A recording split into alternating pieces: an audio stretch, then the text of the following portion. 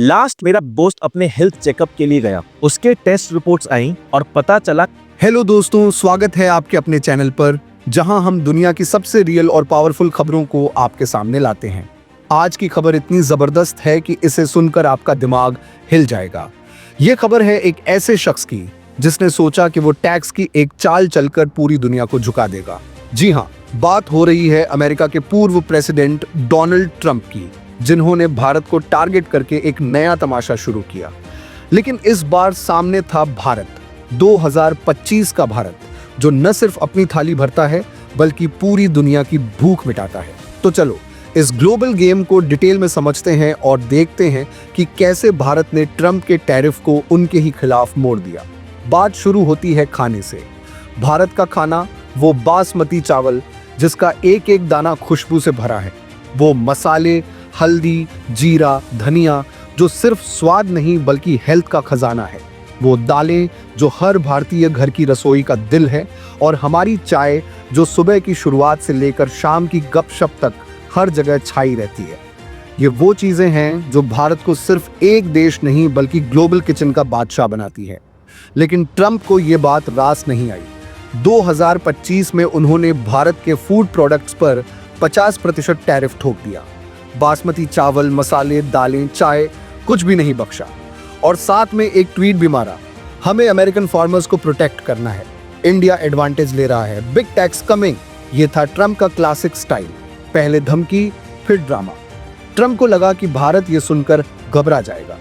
वो सोच रहे थे कि ये कोई बिजनेस डील है जहां वो तुम फायर्ड हो बोलकर सब कुछ कंट्रोल कर लेंगे। लेकिन भाई, ये भारत है, वो देश जो न सिर्फ अपनी ताकत जानता है बल्कि उसे इस्तेमाल करना भी बखूबी जानता है।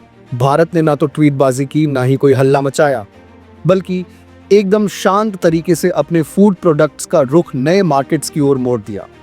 यूरोप, मिडिल ईस्ट, अफ्रीका, ये वो बाजार बने जहां अब भारतीय खाना सोने की तरह बिक रहा है। दुबई के सुपरमार्केट्स में भारतीय मसाले और चावल इस कदर डिमांड में हैं कि शेल्फ्स बार बार खाली हो रहे हैं। जर्मनी में करी पाउडर और हल्दी इतनी तेजी से बिक रही है कि स्टोर्स को स्टॉक बढ़ाना पड़ रहा है। अफ्रीका में भारतीय दालें और चाय टॉप सेलर्स बन चुकी हैं।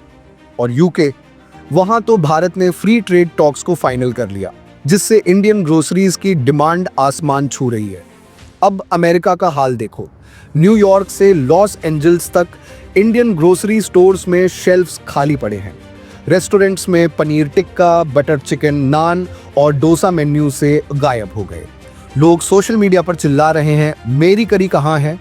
टिकटॉक और इंस्टाग्राम पर वीडियोस वायरल हैं जहां अमेरिकन फैमिलीज बोल रही हैं, थैंक्स ट्रंप, अब तो चाय और दाल भी लग्जरी बन गई।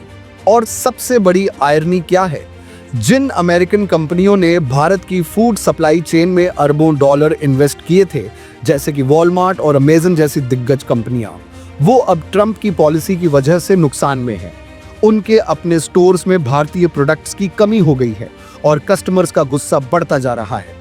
ट्रंप टीवी इंटरव्यूज में बोल रहे हैं, हमने जो करना था वो किया, लेकिन सच तो ये है कि उन्होंने अपने ही पैरों पर कुल्हाड़ी मार ली।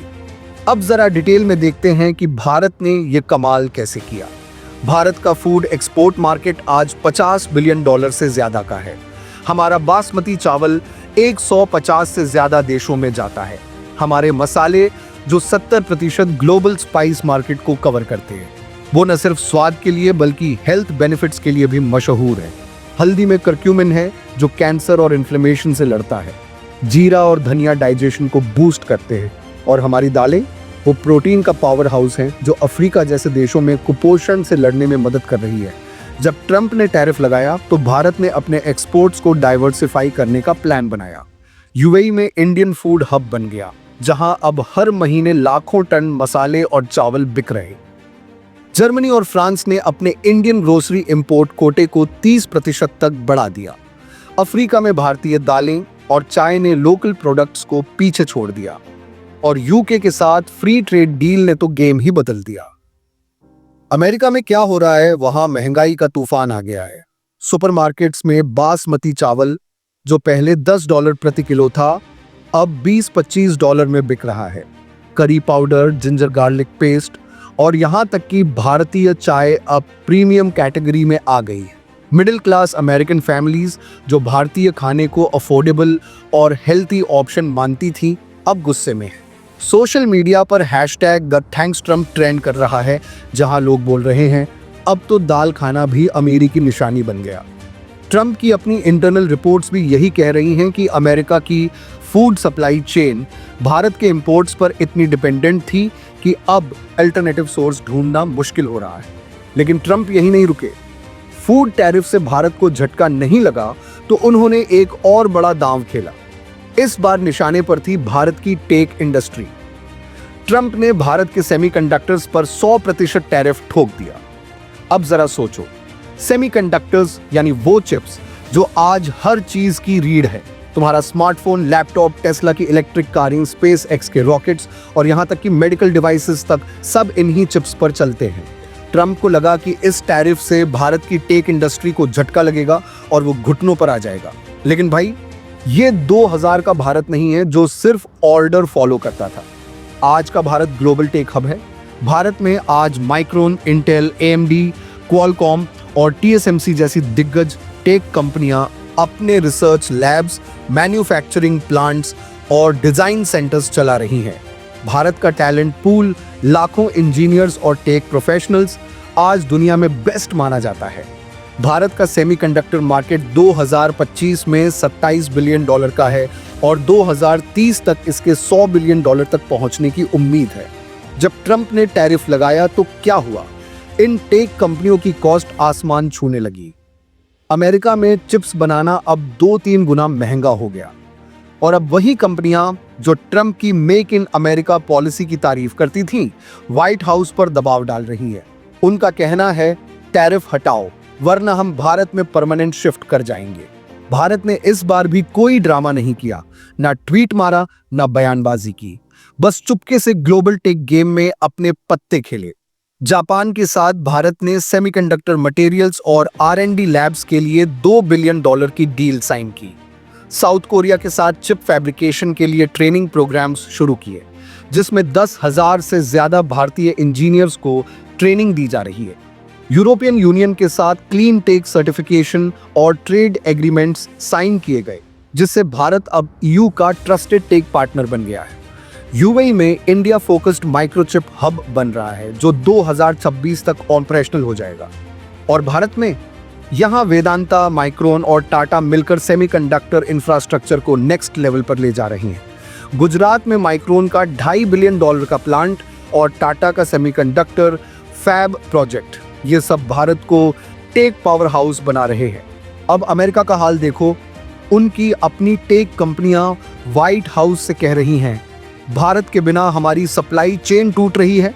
व्हाइट हाउस की ताज़ा रिपोर्ट्स कह रही हैं कि अमेरिका अब भारत को स्ट्रैटेजिक टैरिफ एग्जेम्पशंस देने की सोच रहा है। मतलब जिस 100% टैरिफ को ट्रम्प ने ट्रेमेंड्स डील कहा था, वही अब उनके गले की हड्डी बन गया। और सबसे मजेदार बात, ट्रम्प अब फिर से बोल रहे हैं हम भारत के साथ नई डील करेंगे, वो भी ग्रेट डील, ट्रेमेंड्स डील। लेकिन सवाल ये है भाई, अब भारत को तुम्हारी जरूरत ही क्यों है? जब तुमने हमारी थाली छीनी, हमने अपनी रसोई बना ली। जब तुमने टेक पर टैरिफ ठोका, हमने ग्लोबल टेक कॉरिडोर बना लिया। अब तुम वापस आए तो हमारी प्रायोरिटी लिस्ट में तुम नीचे हो। दोस्तों, ये खबर सिर्फ टैरिफ या ट्रेड की नहीं है, ये खबर है भारत की ताकत की, उसके स्मार्ट मूव्स की और उसकी ग्लोबल पोजीशनिंग की। भारत ने दिखा दिया कि वो न सिर्फ अपनी थाली भर सकता है बल्कि दुनिया की भूख भी मिटा सकता है। फूड में भारत ने नए मार्केट्स ढूंढे और ग्लोबल किचन का किंग बन गया। टेक में भारत अब सिर्फ सप्लायर नहीं बल्कि स्ट्रैटेजिक पार्टनर है। और सबसे बड़ी बात, भारत ने ये सब बिना ड्रामे के, बिना हल्ले के, सिर्फ अपने काम से किया। ट्रम्प ने सोचा था कि टैक्स लगाकर वो भारत को झुका देंगे, लेकिन भारत ने न सिर्फ अपने पैरों पर खड़ा रहा बल्कि दुनिया के नक्शे पर अपनी जगह और मजबूत कर ली। तो दोस्तों, आपको क्या लगता है, क्या ट्रम्प अपनी गलती सुधार पाएंगे या भारत का ये ग्लोबल गेम और बड़ा होगा? कमेंट में अपनी राय जरूर बताओ। और हाँ, ऐसी रियल और इंफॉर्मेटिव खबर के लिए हमारे चैनल को सब्सक्राइब करना न भूलो। बेल आइकन दबाओ ताकि हर नई वीडियो का नोटिफिकेशन तुम्हें सबसे पहले मिले। मिलते हैं अगली वीडियो में, तब तक जय हिंद, जय Bharat. This is how I'd learn AI in 2025